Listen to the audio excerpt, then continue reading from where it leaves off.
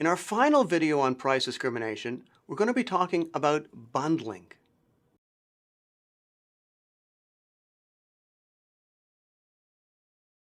Bundling is selling two or more goods together as a package. So Microsoft, for example, sells Word, Excel, PowerPoint, a few other programs together in a package called Office. You can also buy these programs individually, but the total price then would much exceed the Office price. So most people buy it as Office. Cable TV is a collection typically of, let's say, 100 channels, or you might buy 20 channels, the movie pack. You might add on to your 100 with a movie pack, a bundle or package. Lexis-Nexis is a collection of thousands of different news sources. Newspapers themselves are bundles.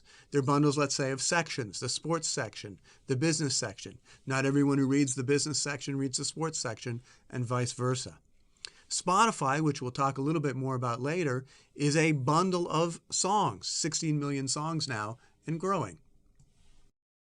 It's surprising how much bundling can increase profits. Let's look at a simple example. Suppose there are two products, Word and Excel. And let's imagine selling them at first individually. So for Word, it's pretty clear that there are only two sensible prices.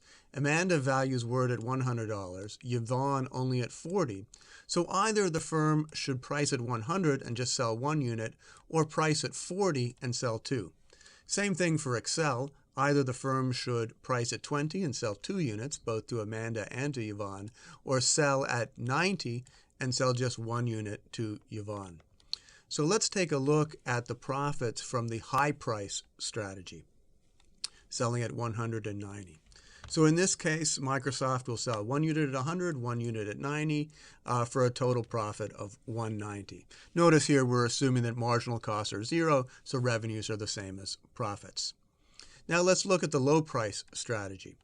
In this case, Microsoft will sell 2 units of Word at $40 each, and 2 units of Excel at $20 each, for a total of $120.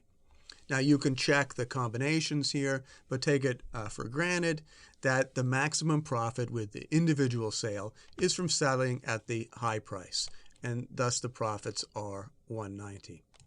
Now let's consider an alternative strategy. Suppose we combine Word and Excel in a product or a bundle called Office. Amanda values Office at $120. That is the combination of Word for $100 and Excel for $20. She values for a total of $120. Yvonne values Office at $130. Again, it's pretty clear that there are only two sensible prices, sell at $130 and just sell one unit, or sell at $120 and sell two. Pretty obvious that what you want to do is to price the bundle at $120, sell 2 units, make $240, and then notice bundling has increased profits by $50 or by 26%. Pretty good deal just for combining the products in a package. So what's really going on here? The problem with selling Word and Excel individually is that the demands for the individual products are highly variable.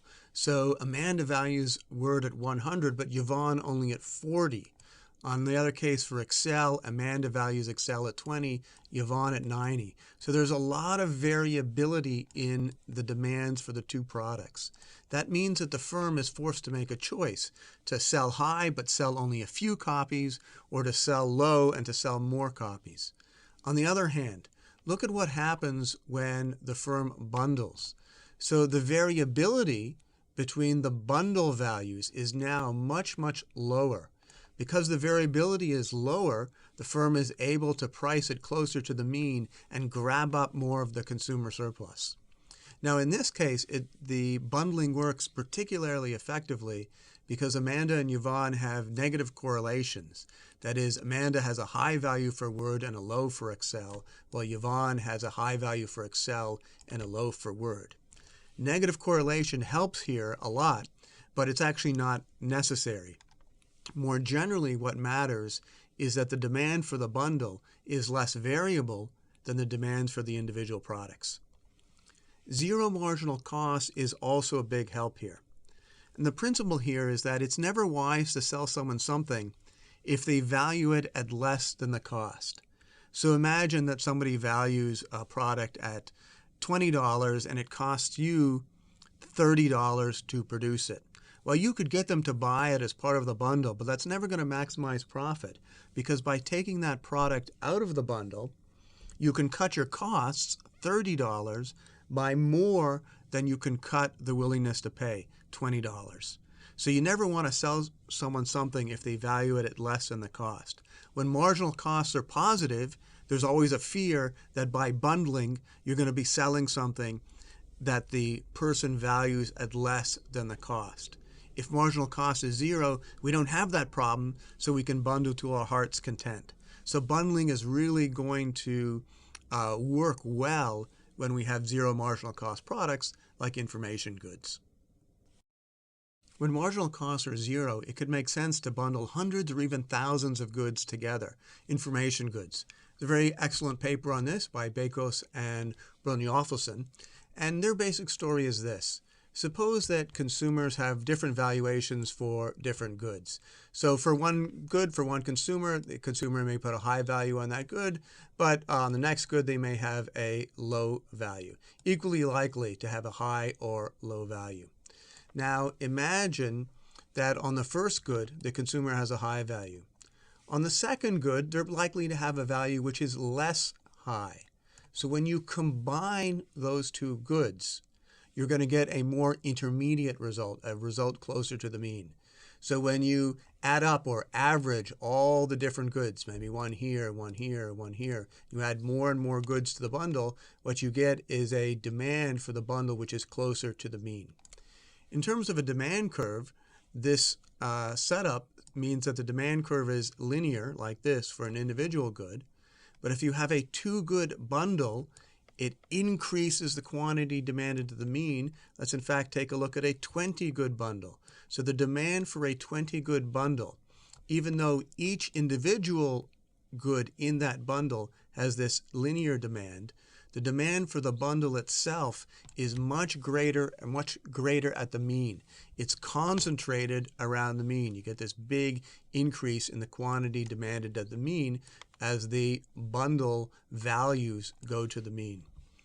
Because the demand, the quantity demanded, is concentrated at the mean, just a small reduction in price can increase the quantity demanded, and that's what the firm will do. It'll drop the bundle price a little bit, sell a lot more, and eat up much more of the total consumer surplus. So that's why it makes sense to bundle thousands of goods when the goods have zero marginal cost. Okay, let's say a few words about profits, consumer welfare, and total welfare efficiency. This is a little bit tricky because the results are not perfectly general, but the basic idea is this. Bundling increases profits, otherwise the firm wouldn't do it, and we've seen why it increases profits. Now, some of that increase comes from reductions in consumer surplus, a transfer from consumers, but some of it comes from reductions in deadweight loss. That is, it comes from increased sales. The increased sales add to efficiency. Overall, consumer welfare could go up or down, holding fixed the number and quality of goods. At least in one classic case, in the big bundle zero marginal cost case, total welfare increases. That is, the profits and the reduction in deadweight loss more than make up for reductions in consumer surplus. Now, goods with zero marginal costs often have very high fixed costs, like software. There's a lot of investment in producing the software in the first place, even though it's easy to distribute. Movies and TV, information in general is like this. And to the extent that increased profits increase investment in the fixed costs of creation, bundling will also tend to increase consumer welfare as well as efficiency. So on average, my belief is that the case for bundling is actually pretty good. Now let's look at an application. Cable TV is typically sold as a package or a bundle of hundreds of channels. And this makes a lot of sense because cable TV satisfies all of our conditions for bundling to be profitable and also to be efficient. For example, people who are watching a lot of ESPN are probably not watching a lot of Bravo, a lot of Top Chef. Not only do preferences differ, but there's only 24 hours in a day. So if you're watching a lot of ESPN, you can't be watching a lot of Top Chef, and vice versa. But this negative correlation among channel values creates a bundle value which goes closer to the mean, which becomes more homogeneous. And that's exactly what we require for bundling to be profitable. In addition, marginal costs are zero.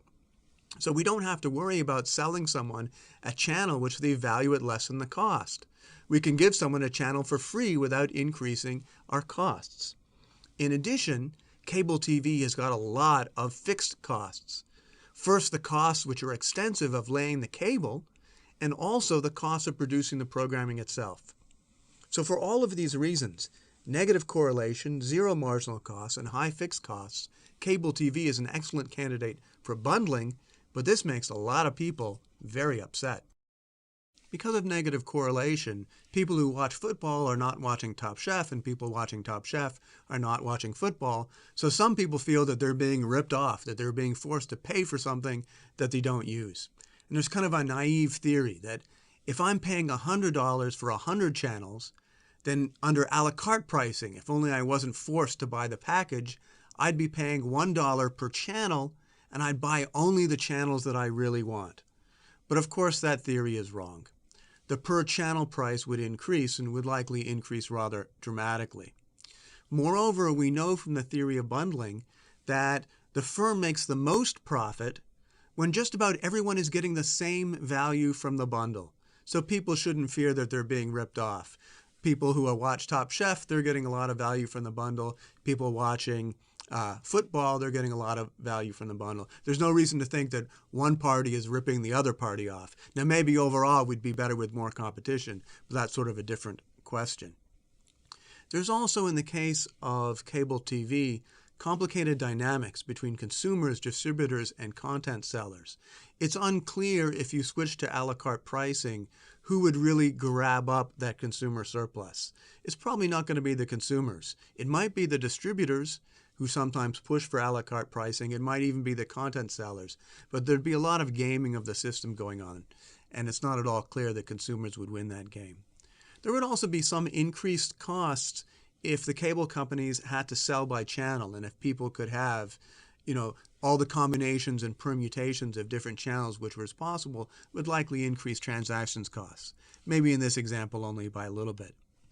Finally, if this decreased profits for the distributors, which it would, that is going to have ultimate effects on the quality and the number of channels, the number of content providers, and how much they're willing to invest in new programming. So overall, my belief is that bundling is actually good for consumers and certainly not bad for consumers, or not very bad for consumers. And we don't want to follow the naive theory. Okay, let's make one more point. Here's an interesting prediction from bundling theory. Music is currently sold in two different ways. iTunes sells more or less by the song, while something like Spotify or similar services, these sell you a whole package or a whole bundle. Bundling theory says that Spotify is going to win this competition, that the profits are much greater for the bundler. This is not only because of the price discrimination reasons which we've been talking so far, but in this case, the transactions costs really do matter. So when iTunes sells by the song, and it's 99 cents per song, the cost of the credit card transaction can be as much as $1 or $1.20 or 50 cents. It can be a significant cost of significant percentage of the value of the song. iTunes tries to handle this by only charging you, for every 5 songs or every 2 or 3 days. They try and combine as many purchases as possible. But still, the transactions costs of micro payments are quite large.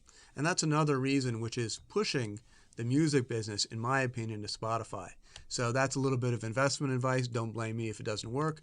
But I think that the bundling is going to win out. Here's some places for further reading. Adams and Yellen have a classic on commodity bundling. You can easily find that on the web. A favorite of mine, the Bakos and Brynjolfsson paper. These authors actually wrote 2 papers on the subject. Either of them is certainly worth reading. For a modern look at combining bundling and bargaining theory, you can take a look at Crawford and Uruk-Oglu. It's quite complicated paper, putting together the industrial organization of these two topics. You may also want to go to Marginal Revolution, my blog with Tyler, and search for cable TV bundling. Both Tyler and I have short, interesting posts on this topic. Thanks. If you want to test yourself, click Practice Questions. Or if you're ready to move on, just click Next Video.